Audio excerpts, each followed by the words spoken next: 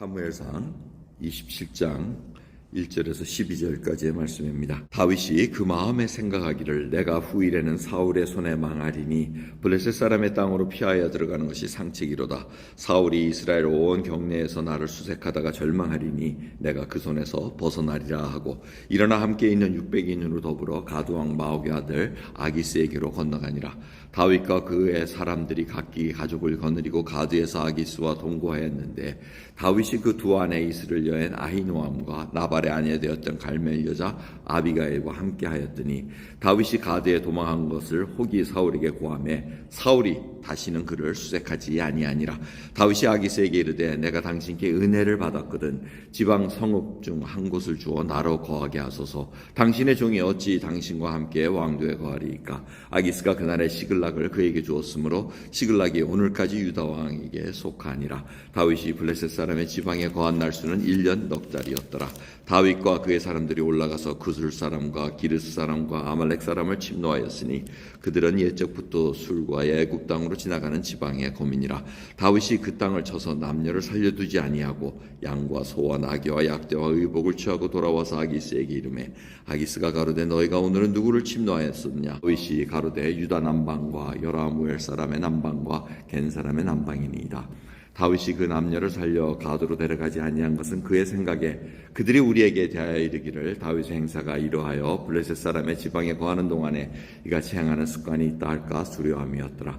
아기스가 다윗을 믿고 말하기를 다윗이 자기 백성 이스라엘에게 심히 미움을 받게 하였으니 그는 영영이 내 사역자가 되리라 하니라. 아멘. 다윗이 사울이 다시 자기를 잡아올 것을 알고 이제 마음에 꾀를 냈다는 얘기죠. 궁리를 냈는데 내가 차라리 블레셋 땅으로 들어가는 게 낫겠다. 그러면 사울 왕이 나를 추적하지 않으리라. 자, 이렇게 생각한 이유가 뭐겠습니까? 지금 식솔이 많이 늘어났습니다. 600명의 부하들이 있고 그 가족들 다 합치면 거의 1000명, 2000명, 어떤 많으면 3000명까지도 하는 사람들이 있습니다. 자, 그 3000명을 다 보호하고 그 사울 왕의 수색을 피하기는 간단하지가 않습니다.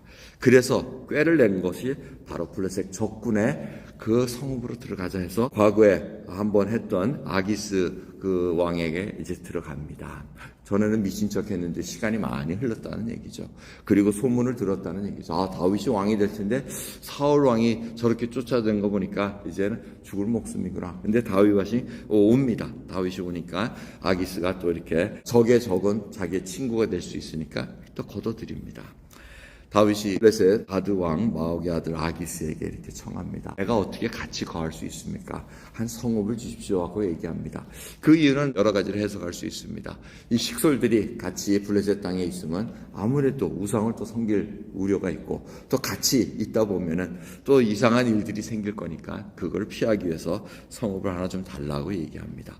또 왕이 또 줍니다. 줘가지고 시글락이라는 성을 받아서 거기서 생활하는데 다윗이 거기 있으면서 이스라엘 왕이 될 준비를 한다는 것입니다. 보시면은 8절 보면은 그술, 기르스, 아멜렉 사람을 이렇게 쳤다고 얘기해요. 이 사람들은 유다 민족을 굉장히 괴롭힌 족속이었습니다. 와서 이렇게 쳐서 전리품을 가지고 왔을 때 그 아기스 왕에게 대답하기는 유다 남방, 여라무엘 사람 남방과 겐 사람의 남방을 쳤다 그럽니다. 이쪽 지역은 또 블레셋 사람하고는 친한데 유다 민족은 그렇게 좋아하지 않는 그런 다윗이 굉장히 외교적으로 또 이 전술적으로 많이 생각하면서 생활했다고 우리가 볼 수가 있습니다. 오늘 말씀을 통해서 살펴보면은 이 다윗이 처음부터 블레셋 땅에 가는 걸 하나님께 여쭙지는 않습니다. 자기가 마음의 생각을 합니다. 그래서 지금 1년 넉 달 동안 지금 시글락이라는 땅에 있으면서 자기가 나름대로 이스라엘 민족들을 보살피기 위해서 유다 민족을 괴롭히는 민족들을 죽이고 남녀 여소 할 것 없이 다 죽이고 데려옵니다. 혹시 그 말이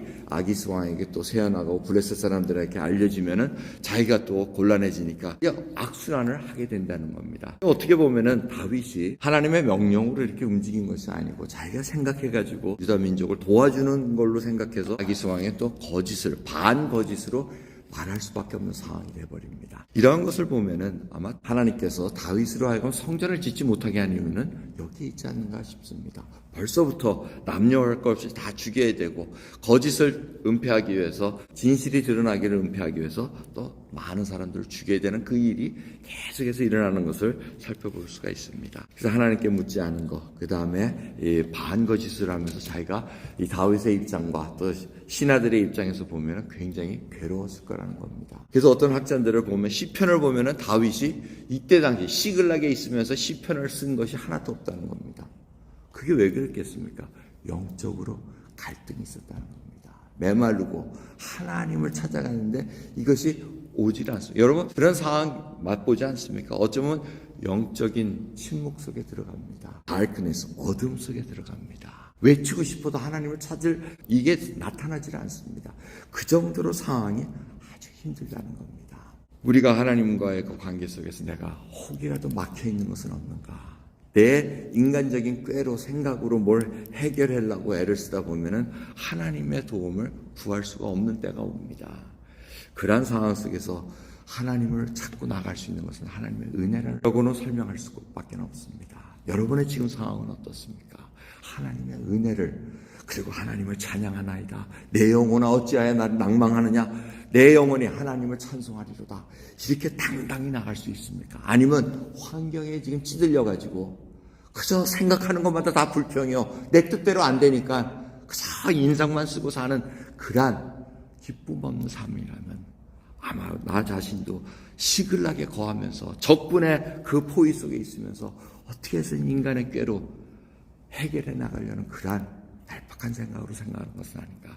다시 한번 살펴보면서 하나님 앞에 정말 귀한 심령으로 가난한 심령으로 나가는 저와 여러분 되기를 소원합니다. 시작하겠습니다. 감사합니다. 오늘도 귀한 말씀 속에서 저희도 다윗과 같이 판단할 때가 많습니다.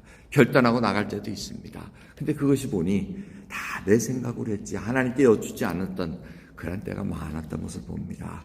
궁일이 여겨주시고 오늘도 주님만 바라보고 주께 모든 것을 구하며 나갈 수 있는 저희들 될 수 있도록 은혜 베풀어 주옵소서. 감사드리며 예수 그리스도의 이름으로 기도드리옵나이다. 아멘.